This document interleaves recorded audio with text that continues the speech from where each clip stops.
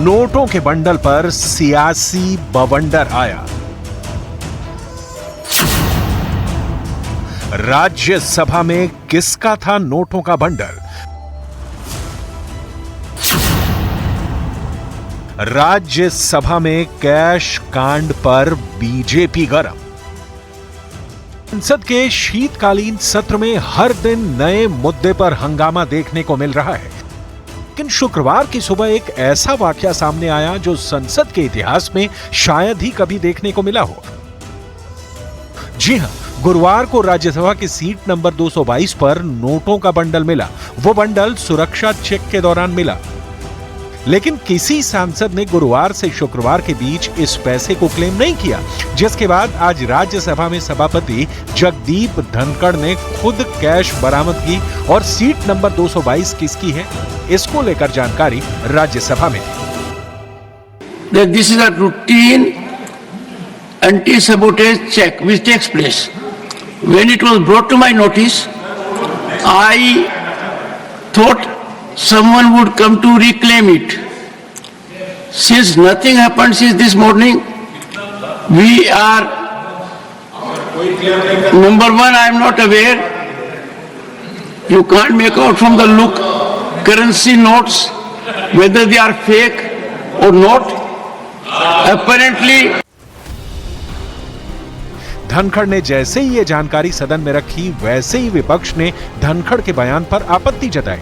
दरअसल seat number 222 Congress के तेलंगाना से चुने गए राज्यसभा सांसद अभिषेक मनु सिंघवी को आवंटित है और उन्हीं की सीट से नोटों की गड्डी मिली थी। अभिषेक मनु सिंघवी राज्यसभा सांसद के साथ साथ जाने माने वकील भी हैं।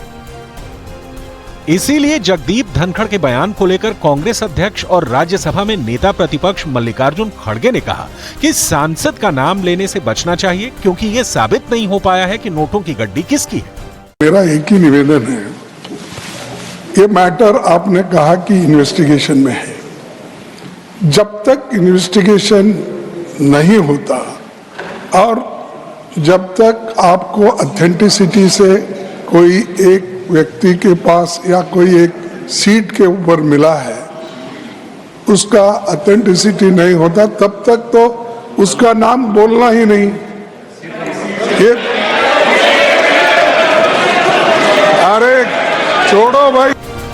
खड़गे के बयान के बाद बीजेपी अध्यक्ष जेपी नड्डा ने इस मामले पर बयान दिया और कहा कि संसद में नोट मिलने का मामला कोई छोटा मसला नहीं है, ये बड़ी बात है। यह घटना पक्ष और विपक्ष में विभाजित होने के लिए नहीं है, यह सदन की गरिमा पर एक चोट है और सदन के कर्तृत्व पर एक तरीके से प्रश्नवाचक चिन्ह है। मुझे आप पर और आपकी रूलिंग पर पूरा भरोसा है कि इन्वेस्टिगेशन डिटेल में होगा। नड्डा के बयान के बाद केंद्रीय मंत्री पीयूष गोयल ने भी इस मामले में कांग्रेस को घेरने की कोशिश की। फेक आरोप के ऊपर विपक्ष के नेता, सदन के विपक्ष के नेता और इनके सभी ये अनैतिक गठबंधन के नेताओं ने बार बार ना सदन को चलने दिया, देश में लोगों को गुमराह करने की कोशिश की और विदेशी ताकतों के ऊपर ये अपने पूरे नैरेटिव को बनाते हैं। विदेशी रिपोर्टों के ऊपर ये बार बार सदन की गतिविधियों को खराब करते हैं, चलने नहीं देते। मैं समझता हूं ये बड़ा गंभीर विषय है कि इसमें भी कोई साजिश तो नहीं है। राज्यसभा में पूरे मामले में हंगामे के बीच अभिषेक मनु सिंघवी खुद सामने आए और उन्होंने पैसे मिलने की बात पर हैरानी जताई। के बारे में मुझे कोई ज्ञान नहीं। रोचक बात यह है कि कल 12:47 पे 12:57 दोपहर में मैं हाउस के अंदर आया और 1 बजे हाउस राइज कर लिया। अपना अटेंडेंस मार्क करके मैं अंदर घुसा और 3 मिनट बाद हाउस राइज कर लिया। 1 से 1:30 तक मैंने मिस्टर अयोध्या प्रसाद के साथ लंच लिया संगम कैंटीन में और 1:30 बजे मैं वापस सुप्रीम कोर्ट आ गया। गंभीर भी है, हास्यास्पद भी है कि इसमें राजनीति खेली जाए किसी रूप में। सिंघवी की सफाई के बाद भी कैश कांड पर हंगामा कम होता नहीं दिखा। कांग्रेस जहां सिंघवी का समर्थन करते दिखी, तो बीजेपी लगातार इस मामले पर आक्रामक है। गणेश जी को दूध पिलाया था कि नहीं बीजेपी वाला। ये लोग कुछ भी कर सकते हैं, ये लोग किसी भी मुद्दों को डाइवर्ट कर सकते हैं, और ये लोग कब किसको भगवान बना देंगे। जैसे वो बंदर नहीं है एक ठो, कौन बाबा बोलता है, उसको भी लोग भगवान बना के परोस रहे हैं। कौन बंदर टाइप का वो है, उसको ही बाबा बोलता है। वो आगे स्वयं उसका नाम ही नहीं लेता है, उसको भी बाबा बोलता है। उसको कह रहा है कि क्या कहते हैं, भगवान हो गया। देखिए, कांग्रेस का कल्चर है, इस प्रकार की प्रवृत्ति कांग्रेस के लोग ही कर सकते हैं कि क्या जरूरत थी इतने सारे नोट लेकर के आना, गड्डियाँ लेकर के आना, उसकी तो आवश्यकता नहीं। परंतु उस सीट पे मिलना ये भी एक आश्चर्य की बात है, और इसलिए अब सफाई दे रहे कि भाई मैं तो लेके नहीं जाता, और ये वो उनका विषय है, जांच का मुद्दा है।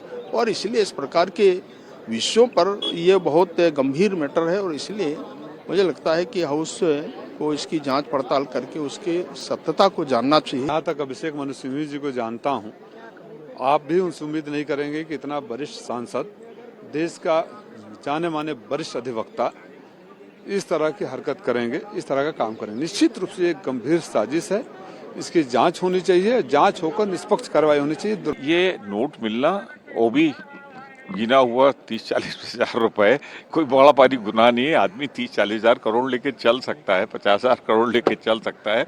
और ये भी मान लीजिए जिसकी टेबल मिला है सीट पे, वो हाईएस्ट पेड है इनकम टैक्स का, और 50,000 रुपए का मिलना कोई अपराध नहीं।